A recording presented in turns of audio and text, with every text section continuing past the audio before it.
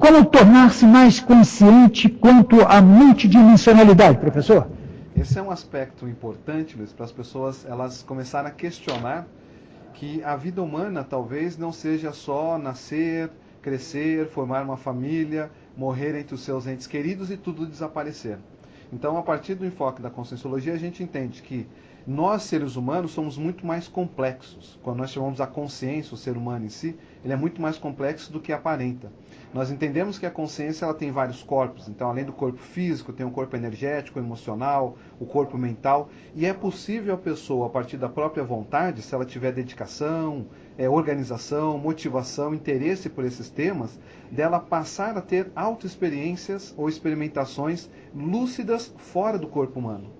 Isso traz para essa pessoa, só dela sair uma vez do corpo físico, por exemplo, com lucidez, que é a projeção da consciência, já faz com que essa pessoa comece a repensar esse sentido da vida. Repensar os valores, repensar por que ela está aqui, qual o sentido, qual a programação que possivelmente ela pode ter.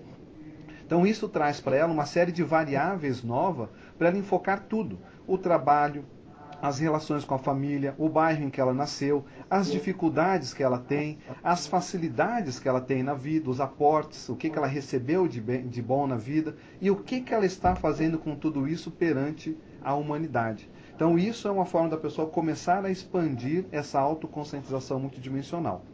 Um outro ponto, Luiz, que seria bem assim inicial e importante para essa autoconscientização, é a pessoa se conscientizar de um corpo que ele é mais próximo, está mais presente no nosso dia, está bem envolvido com o nosso tema, que é o corpo energético.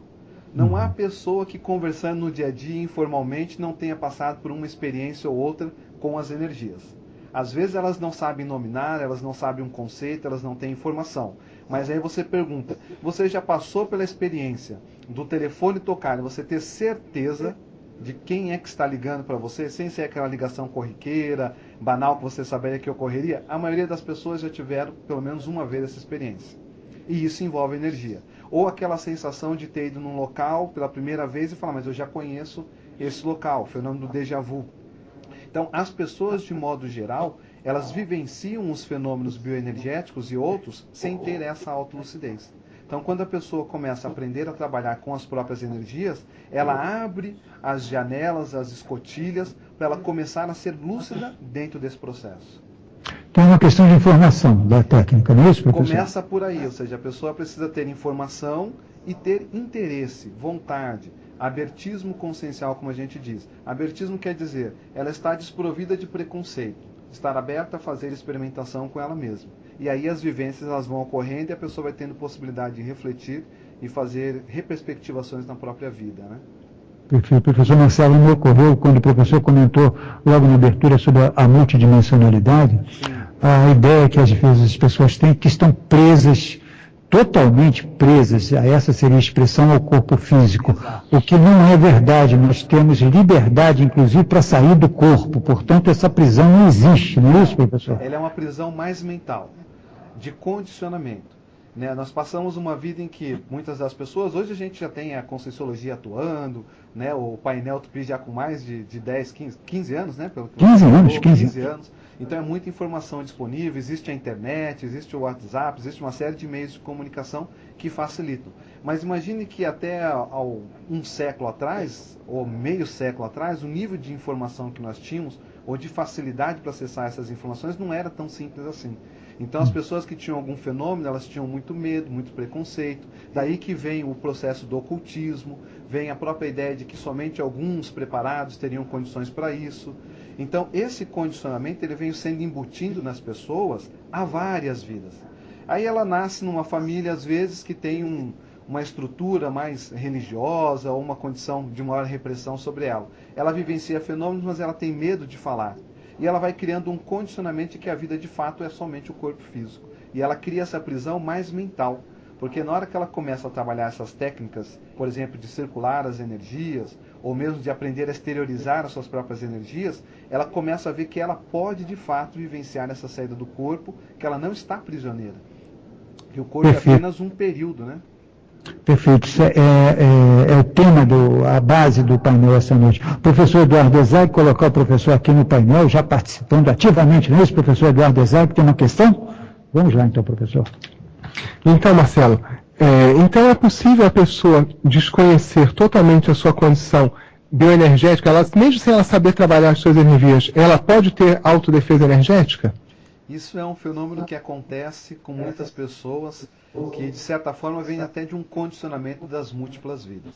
A pessoa ela não tem conhecimento lúcido sobre as energias, mas ela tem um nível de autossegurança pessoal, confiança no próprio taco, que a torna mais defendida das energias tóxicas. Ou seja, ela não é uma pessoa Maria vai com as outras, ela não é uma pessoa com falta de posicionamento, pusilânime, é uma pessoa que tem posição, ela sabe o que ela quer, ela é decidida.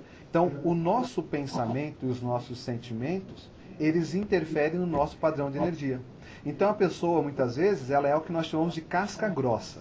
Né? Aquela casca grossa que a pessoa não sente nada energeticamente, mas ela também se defende meio que instintivamente, como se fosse um par instinto.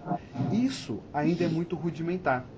O que a gente mais acha são pessoas assim, que ela entra no ambiente que está negativo, as energias estão conturbadas, estão pesadas, que as pessoas falam, esse ambiente não está bom, ela entra lá e ela não percebe nada.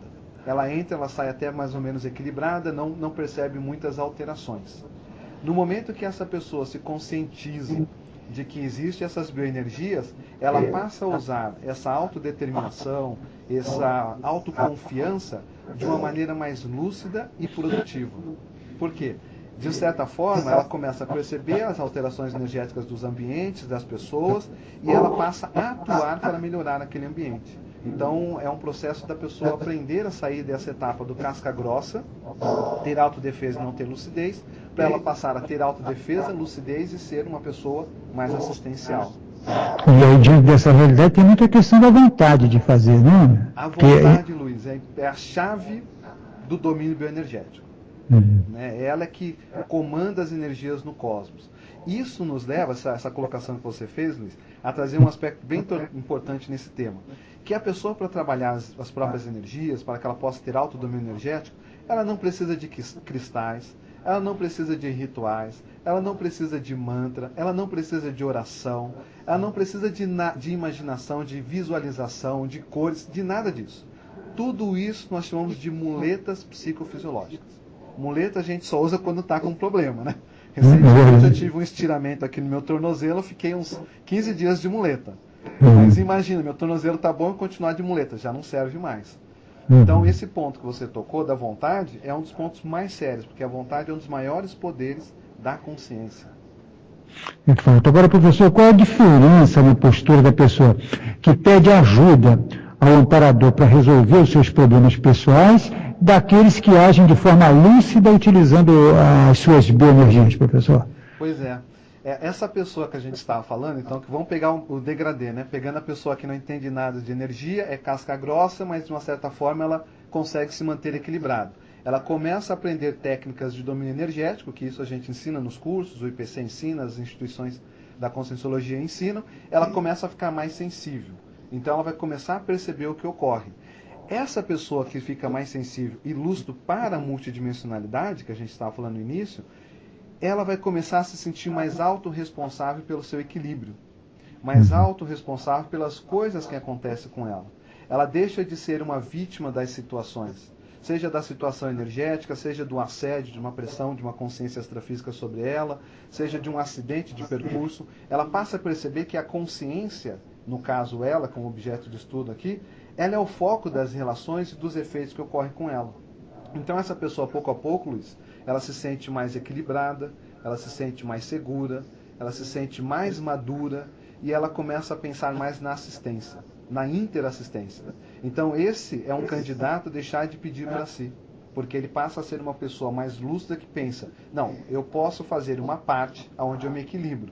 E é lógico, se eu tiver pensamentos, sentimentos mais equilibrados, os pensenes, que são os pensamentos, sentimentos e energia, eles atraem padrão de consciência.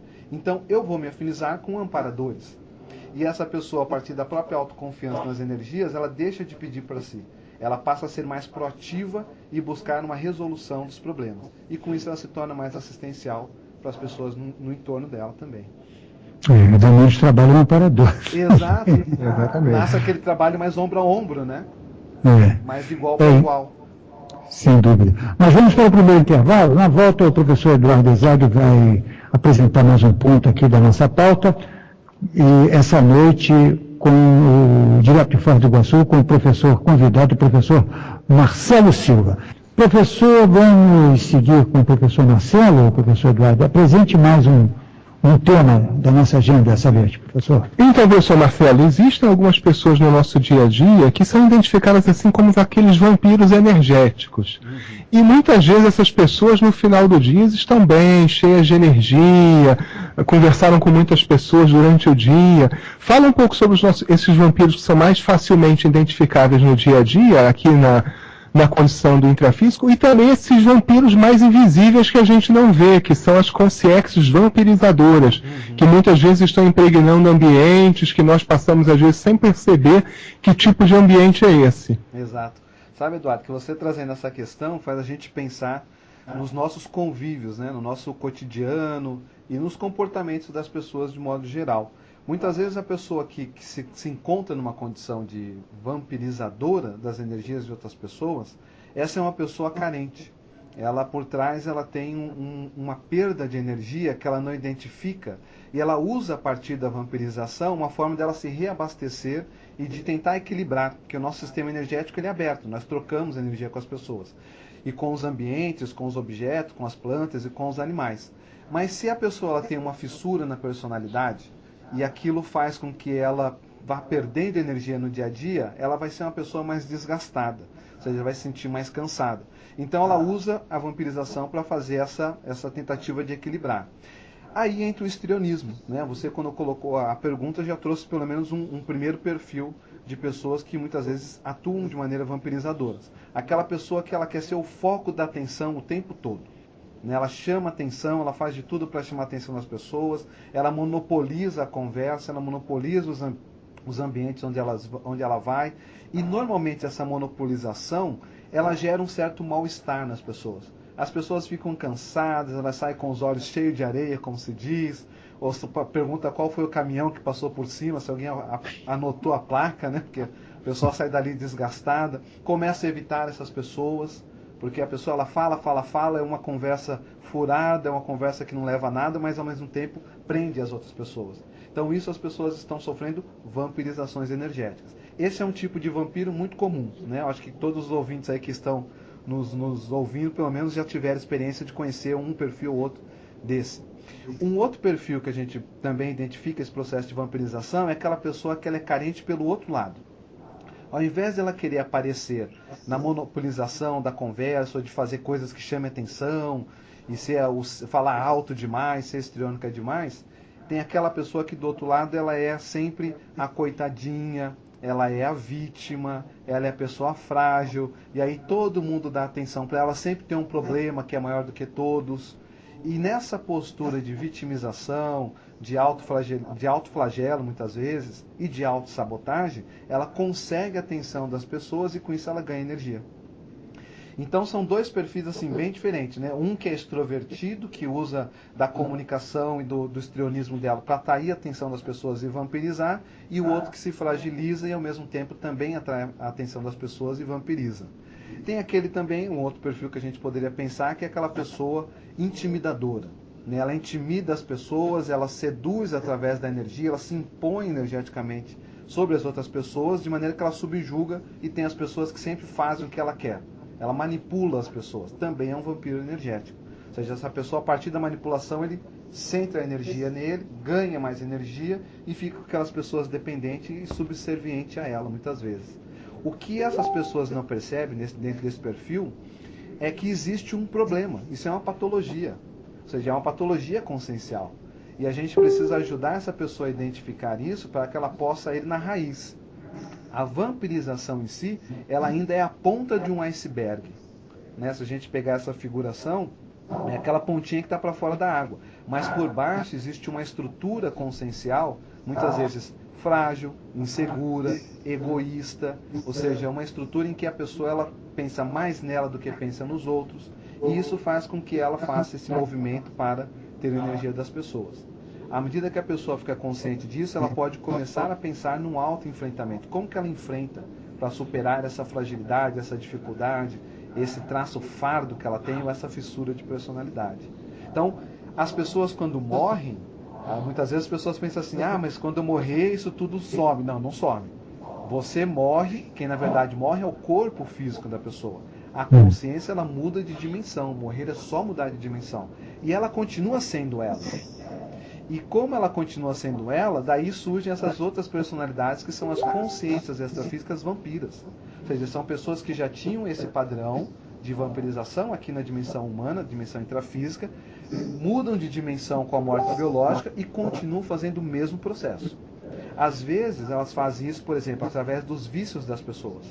Ela se achega à pessoa que gosta de bebida para ela tentar ter aquele prazer, aquela sensação daquele vício. A pessoa que é tabagista, ela se achega perto dela, acopla energeticamente para solver a energia da sensação daquele vício. Ou a pessoa que é carente, ela se achega perto dela em função da afinidade e também absorve aquele padrão energético. Então isso leva à reflexão de que a gente precisa prestar muita atenção no que a gente pensa, no que a gente sente, ou seja, no nosso padrão de pensamento, para até perceber como que a gente se porta perante essas consciências e como que a gente funciona para se defender das consins, né? Esses 3 perfis, por exemplo, que a gente acabou de falar. Como que eu vivo com essas pessoas? Eu vou isolar, vou me fechar num bunker, ou vou ter que enfrentar essa situação? Daí que vem a importância da autodefesa energética. Agora, professor, então, identificando que você está nessa condição de ser um vampiro energético, qual é a saída? Como é que sai disso, hein, professor? Primeira coisa é essa autoconscientização, né? A pessoa ficar consciente de que ela tem verborragia, como a gente diz, ela fala demais e todo mundo se cansa dela, não é porque ela gosta de falar, é porque ela está carente e ela tem que identificar qual é o ponto dessa carência. Pode ser uma baixa autoestima que ela tenha, pode ser uma insegurança, pode ser a sensação ou necessidade de pertencer a um grupo, então ela faz isso como uma forma dela se incluir. Pode ser mesmo uma sedução, ou seja, ela sente prazer em fazer isso e monopolizar as pessoas. No momento que a pessoa se identifica e ela começa a pensar por que ela faz isso, ou seja, ela dá um passo atrás da manifestação, ela vai ter a possibilidade de começar a atuar. Se ela é carente, então ela precisa gerar afeto. Como que nós geramos afeto? Nós geramos afetos a partir do momento que nós começamos a reconhecer o nosso lado bom. Então ela começar a pensar, puxa, mas eu tenho essas dificuldades sim, mas o que eu tenho de bom? Quais são os meus traços fortes, os meus trafores, como nós dizemos na Conscienciologia? Se eu identifico esse trafore, esse traço forte, aquilo que eu sou bom, que eu me distingo, eu posso começar a usar para tratar o meu trafar, a minha dificuldade. Então ela começa a ver que há uma dinâmica consciencial, que todo mundo assim tem lado bom e tem lado ainda não bom, ou seja, a ser trabalhado, dificultoso, os traços fardos. Então ela vai se respeitar, ela vai ter pensamentos mais benignos sobre ela. Isso é gerar afeto. Então ela começa a diminuir essa necessidade de vampirizar os outros, porque ela começa a se dar atenção. Ela começa a se reservar um tempo, a fazer aquilo que ela gosta, a dizer não, porque muitas vezes essa pessoa carente, ela não consegue dizer não para as pessoas. Ela sempre diz sim, e aí ela fica desgastada porque ela vai contra a natureza dela e vampiriza os outros para tentar compensar essa falta de energia. Então o primeiro passo que eu vejo, Luiz, é a autoconscientização da patologia que ela tem. Ela identificar que isso é uma doença. Não é dessas comuns identificadas dentro da nossa medicina, mas é uma doença consciencial. Para aí ela começar a entender de onde vem para pensar em como tratar isso. Aí entra a autopesquisa, né, professor? Aí entra a autopesquisa. Ou seja, nesse movimento de autopesquisa, ela vai chegar num ponto que primeiro ela identificou, aí ela se diagnosticou. Então o meu caso de vampirização é por tal coisa, por carência ou por sedução, ou porque eu gosto de manipular, eu gosto de poder e eu me sinto dominando as pessoas. Cada caso é um caso. Aí ela vai começar a pensar, então como que eu posso tratar esse meu aspecto? Nós demos o exemplo da carência. A pessoa vai gerar afeto, vai começar a ter uma forma de se relacionar com ela mesma de maneira mais positiva, mais saudável. Mas vamos supor que ela goste de poder, que ela se sinta no poder ou que ela controla as pessoas. Por que ela quer o poder? Se o maior controle que ela precisa ter é sobre ela. A vida humana, para todos nós, é só um cenário. Isso tudo aqui passa. A nossa casa, a nossa condição social, o nosso papel dentro da sociedade, o nosso status, o nosso dinheiro. A hora que a morte biológica vem e vem para todos, tudo fica. O que ela leva? Ela. Então o maior poder que ela pode ter, ela ter autolucidez, ela ter autodiscernimento, ela ter controle sobre o que ela pensa, sobre o que ela sente, sobre as próprias energias, porque isso ela leva, o restante fica. Então só essa reflexão pode fazer a pessoa começar a abrir mão dessa necessidade de ter poder sobre os outros, para ela passar a ter poder sobre ela. Entende? Então são várias terapêuticas diferentes a partir da autopesquisa. Ou seja, é uma questão de priorizar aquilo que é mais importante, é mudar o modelo, né, professor? Ou seja, ela vai começar a fazer, como você está falando, escolhas mais lúcidas e mais inteligentes. E ela vai começar a trocar esse comportamento, essa conduta errada, desviada, patológica, por uma conduta mais saudável. Então essa energia que ela buscava nos outros, ela vai começar a criar nela mesma. Ela pode trabalhar nas energias também para ela se reequilibrar e não chegar nesse ponto de carência de vampirizar as outras pessoas. Às vezes, Luiz, as pessoas pensam assim, o vampiro então é só esse histriônico, ou carente, ou manipulador, o sedutor. Não, às vezes ocorre vampirização dentro dos próprios casais. Ou seja, passa da conta. Porque entre um casal, por exemplo, uma esposa, um marido, uma dupla evolutiva, como nós chamamos, há uma troca de energia, uma sinergia, uma cumplicidade a partir das próprias vivências que eles vão tendo. Só que se a pessoa, se uma das partes, ela é carente emocionalmente, ou ela é carente por alguma fissura que ela não trata, e ela perde energia, ela vampiriza o outro casal. E a gente encontra isso nos nossos cursos aos montes. E aí, como que faz com isso? Né? Vocês têm aquele ditado popular. Em relação, como que é? Briga de marido e mulher, não se mete a colher. Nesse caso, como professores, nós somos convidados a colocar a colher. Então, somos convidados a ir lá e falar, olha, você já percebeu que quando você está perto dela, você fica com menos lucidez? Por que você acha que é isso? Fazer a pessoa pensar e dar soluções e instrumentos para que eles possam melhorar até a própria relação deles em termos de casal. Recentemente, contar um exemplo assim, bem prático do dia a dia. Eu estava num ambiente, estava numa conversa assim, de final de semana, e aí uma pessoa falou, olha, como que eu posso me relacionar melhor? Eu estou percebendo que eu chego do meu serviço muito carregado energeticamente. Essa pessoa já tem até uma certa noção, né? E quando eu chego em casa, eu estou tão cansado que eu vampirizo meu parceiro. E eu não me sinto bem em fazer isso. Então você vê uma relação de um casal, onde já há uma certa lucidez até em relação às bioenergias, só que a pessoa não está dando conta de ter essa autodefesa bioenergética no trabalho, para que ela chegue em casa não tão desgastada. E com isso ela tem um ambiente melhor, uma relação melhor, não precisa fazer disso uma relação de vampirização. Eu teria que desassimilar isso, professor? Exato, o caminho é esse, ou seja, essa pessoa precisa conhecer de estado vibracional, aprender a circular as próprias energias, aprender a intensificar essas energias até fazer o seu corpo energético todo vibrar. Isso só depende da vontade da pessoa. Fazer esse corpo energético vibrar e pensar com muita firmeza que vai limpar, vai desintoxicar o próprio corpo energético. Então, com isso, ela tira, a partir da vibração pessoal, que ela é singular, ela é única, ela é individual, as outras energias que não são do mesmo padrão. Aí essa pessoa vai chegar em casa, ao invés dela chegar cansada, estressada, às vezes arrumar confusão, brigar, arrumar uma discussão desnecessária, ela vai chegar predisposta para compartilhar o que ela tem de melhor com o parceiro ou a parceira dela. Então a desassimilação energética é uma manobra perfeita que você lembrou e chamou a atenção.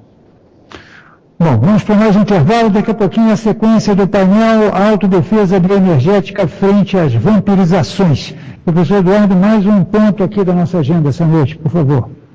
Então, Marcelo, vamos falar também de um caso que às vezes acontece que é bastante comum, uma pessoa que tem assim uma desorganização energética. Aquela pessoa que chega em casa e de repente vai acender a lâmpada, já queima a lâmpada, vai tomar banho de chuveiro, aí já vai tomar banho, começa aí, chuveiro queima. O que acontece com essa pessoa? O que isso tem a ver com as energias? Pois é, isso tem tudo a ver, né? Porque se ela fizer uma análise na rede elétrica, verificar que não está tendo uma sobrecarga de tensão, que ela não está com problema de fiação, mas isso é algo corriqueiro com ela, que acontece até em ambientes diferentes, né? Porque às vezes a pessoa fala, não, mas isso pode ser um problema de energia na casa da pessoa, do ponto de vista físico mesmo. E ela verifica, vê que não, que em outros ambientes, em outros contextos, acontece esse tipo de fenômeno com ela. Então, muitas vezes essa pessoa, ela está com as energias mesmo desequilibradas. Isso é resultado de um aspecto que é o padrão pensênico da pessoa. Então, ela tem que equilibrar mais isso. Às vezes, essa pessoa, um outro fator que pode levar a isso, essa pessoa ela pode ser ectoplasta. Né? Ela pode ter um um padrão de energia mais denso, uma predisposição a gerar esses fenômenos físicos, ou esses efeitos físicos, como são chamados. Então, essa pessoa ela tem que ser uma pessoa que tem que dar mais atenção à própria auto-organização pensênica, dos pensamentos, dos sentimentos. Esse tipo de pessoa, quando fica com sentimentos ou emoções exacerbadas e alteradas, sai de baixo. Quem está no entorno. O teto cai na cabeça, a casa cai, porque o padrão de energia dela é mais intenso e altera todo mundo que está no entorno. Né? Então, essa pessoa a gente recomenda que ela trabalhe mais as energias, que ela observe o período que ela fica assim, como que ela está, o que está acontecendo com ela. Ou seja, ela tem que fazer um estudo a respeito dela mesma para ela ver como que ela funciona e como que ela pode se manter mais linear, como que ela pode ter mais linearidade no pensamento, ser mais organizada, mais ponderada, mais tranquila, porque essa agitação muitas vezes gera esses efeitos físicos.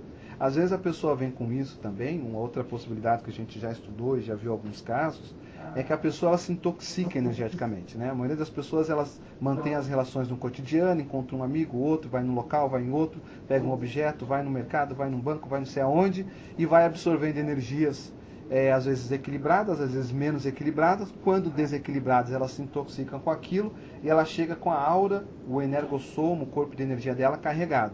Na hora que ela põe a mão no objeto, é como se fosse uma descarga. Aquilo descarrega e dá esse curto-circuito, quebra o aparelho, funde tudo. Então são pessoas que têm muitas vezes uma predisposição a efeitos físicos e a ser ectoplasma. Essas têm que ter mais atenção do que a média das pessoas. Né? Perfeito. Professor Eduardo Zag, mais um.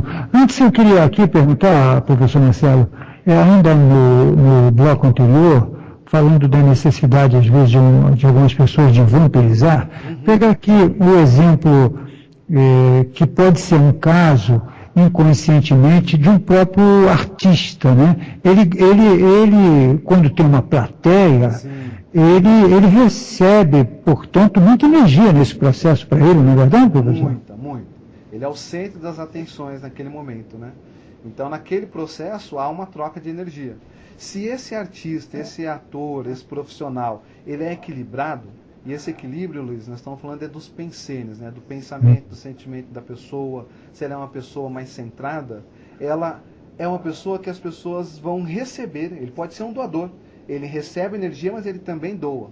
Se já é uma pessoa mais desequilibrada, mais centrada em patologias sociais, essas diversas que a gente vê, a tendência é ele monopolizar a energia das pessoas e ele receber mais do que doa.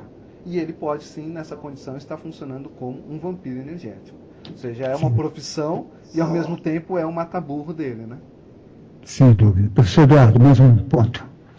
Mais um ponto, Marcelo, interessante. Fala um pouquinho sobre a projeção como uma ferramenta para identificar os traços conscienciais que a pessoa que age como vampiro tem, que ela possa utilizar a projeção para identificar os traços e mudar a condição de ser vampirizador. Sim. Uma vez eu tive uma experiência com uma pessoa que eu tive uma proximidade durante um período longo, de um ano mais ou menos de convívio, e era um colega. E ele me trouxe um relato, ele era totalmente cético sobre a questão do parapsiquismo, experiência, ele dizia que não tinha nada, ele sabia que eu estudo conscienciologia há muitos anos, e uma vez ele foi para a praia, e ele deitou-se, relaxou, estava lá dormindo, depois de ter ido para o mar, e nesse momento que ele deitou, ele passou pelo fenômeno da descoincidência. Então ele entrou em catalepsia, ele deitou, começou a relaxar, daqui a pouco ele sentiu que o corpo estava rígido, ele não conseguia movimentar o corpo físico, mas ele estava totalmente consciente, ele estava pensando, ele ouvia o ambiente, ele tentava se mexer para chamar a namorada, para tirá-lo daquele estado, ele ficou um pouco assustado com a situação, e de repente ele começou a ouvir uma série de vozes em torno dele. E aquilo chamou muita atenção para ele. Então a gente, assim, com quase um ano de convívio, aí ele veio me perguntar, falou, olha, eu passei por um negócio aqui que eu gostaria que você me explicasse. E essa é uma das etapas da projeção. Então eu expliquei para ele que isso era o fenômeno da projeção, que ele estava começando a sair do corpo, que isso ocorre mesmo, porque quando nós saímos do corpo, nós deixamos de ter a sensação do corpo físico, assumimos o psicossoma, que é um outro corpo, e temporariamente nós atuamos nessa outra dimensão que é extrafísica, e depois retornamos para o corpo físico, que era um fenômeno natural. Ele falou, mas e essas vozes que eu ouvi? Eu falei, olha, isso só está te apresentando a sua realidade extrafísica, ou seja, as companhias extrafísicas que você tem ou que estavam naquele ambiente onde você estava tendo a projeção, que é uma casa. Passou-se em 15 dias ele teve novamente esse fenômeno, só que dessa vez na casa dele. E quando ele me relatou novamente, ele falou das vozes. Eu falei, então, bom, isso já nos traz um direcionamento para a sua pesquisa. Você estava numa casa de praia que não tinha nada a ver com você. Teve essa vivência e percebeu essas vozes. Na sua casa você teve a mesma vivência e percebeu essas vozes. Então, quer dizer, isso não era do ambiente. Isso é alguma coisa relacionada com você. Como que eu entendo por que eu estou atraindo essas pessoas? Aí entra o aspecto da autopesquisa. Então, quando a pessoa, ela, nessa mini projeção, que ele nem saiu totalmente do corpo, ele já teve a possibilidade de começar a perceber, pelo tipo de consciência extrafísica que estava no entorno dele, o tipo de padrão que ele está atraindo. Então eu comecei a explicar para ele, olha na sua média de pensamento, como que você funciona. Você percebe que em determinados períodos da semana você fica bem alterado, você fica irritado? Por que vem essa irritação? De onde vem essa irritação? Então, no momento que nós saímos do corpo, Eduardo, a pessoa ela consegue se ver mais como de fato ela é. Às vezes aqui na vida humana ela parece uma pessoa bem controlada, bem tranquila. Na verdade ela pode ser reprimida. Quando ela sai do corpo, ela solta essa animosidade, essa agressividade às vezes que ela reprime, e ela se vê em projeção agredindo alguém. Ela volta para o corpo e ela pensa, puxa, eu achava que eu era tranquilo, que eu era pacífico, mas fora do corpo eu vi uma manifestação que não condiz com isso. Quando ela começa a se auto-pesquisar mais, ela vê que na verdade ela tinha uma repressão. Ela tem um processo de agressividade que ela mantém latente. E reprimir não resolve. É como você tampar uma panela de pressão. Aquilo vai dando uma pressão que uma hora aquilo acaba estourando em uma ponta. Então a projeção ela se torna uma ferramenta bem importante para a pessoa identificar os traços que no dia a dia, que é a vida humana, que é o nosso grande laboratório de desafio, ela possa ir trabalhando e mudando o comportamento dela. Muito bem. Já já a sequência do painel Tupi. Até já, ouvintes. Professor Marcelo, a partir de que idade é interessante ensinar as técnicas energéticas para uma pessoa, hein, professor Marcelo? Pois é, Luiz, o ideal seria que o quanto antes, né? Imagina se todas as pessoas tivessem possibilidade, desde criança, aprenderem a se defender energeticamente, a circular as energias, que não é uma manobra complexa, ela é super simples, a pessoa concentra a atenção nela mesma, ela concentra a atenção no alto da cabeça. Quando nós concentramos a atenção, nós levamos também as nossas energias para onde nós concentramos a atenção, e aí ela começa a movimentar essa energia até os pés, faz subir dos pés à cabeça, da cabeça aos pés, faz isso várias vezes até ela conseguir acelerar esse movimento. O ideal seria que uma criança aprendesse isso. Ou seja, o mais tenro possível seria o melhor. Hoje a gente tem uma instituição em Foz do Iguaçu, que é a Evolucim, que ela cuida exatamente de estudar a evolução desde a infância. Né? Como que seria transformar essas técnicas que são pesquisadas e divulgadas pela Conscienciologia numa linguagem didática que a criança possa entender. Então eles fazem, por exemplo, a oficina do verde, onde ele vai ter contato com a planta, com a natureza, para ele entender como que se troca, como que ocorre esse intercâmbio de energia dele, da criança, com a natureza, com as plantas, com os seres vivos. E aí isso vai crescendo gradativamente, de maneira que essa criança ela possa aprender a se conscientizar quanto a essa realidade bioenergética. A gente vê criança aqui, por exemplo, de 5, 6 anos de idade, que entende de energia, já consegue circular as próprias energias. Eu mesmo tenho um afilhado, que ele ainda é bem pequeno, hoje ele tem 5 anos, vai fazer 6, e aí eu ensinei para ele trabalhar com energia. Eu falei, vamos fazer uma bolinha de luz aqui na mão. Então, mostrei como que funcionava, ele fazia, brincava, para ele era lúdico, era brincar, aquela bolinha de luz, ele estava trabalhando com energia. Aí eu falava assim, agora exterioriza a energia no tio. E ele estendia a mãozinha dele assim, e dava para sentir a energia sendo exteriorizada. Então, todos nós temos energia.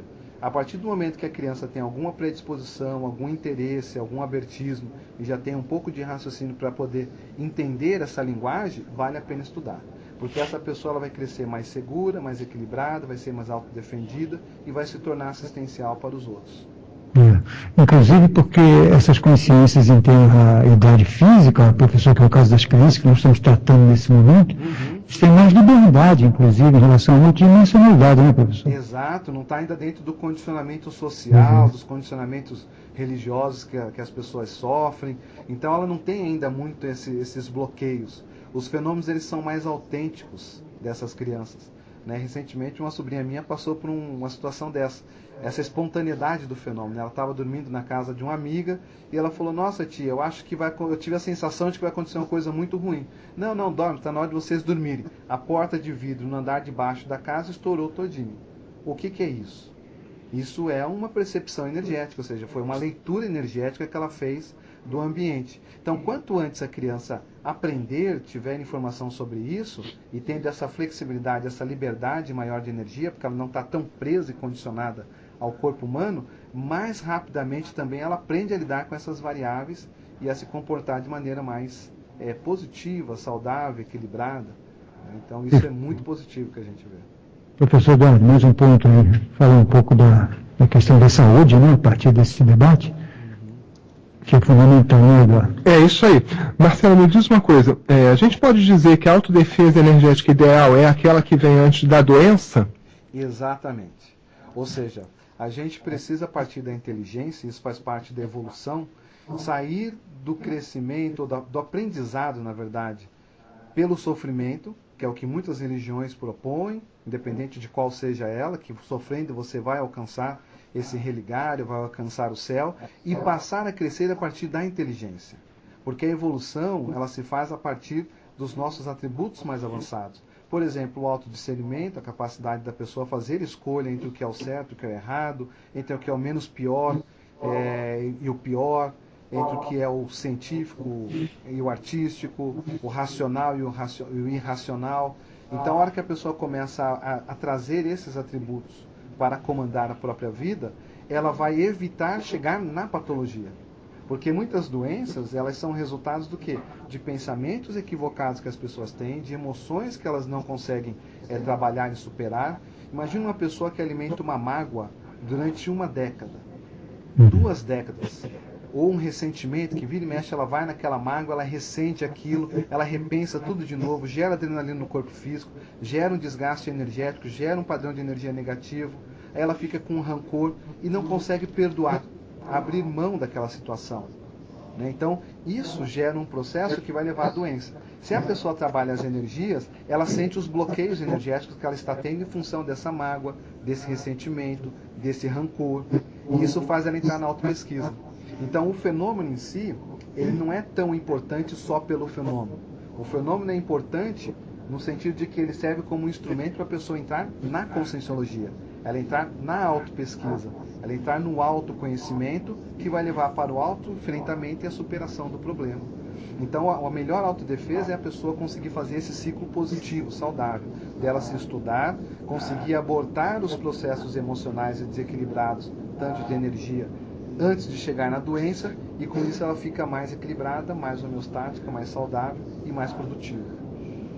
Tem tudo a ver com a saúde física, não é isso? Com a saúde física, com a holossomática, a emocional, a energética.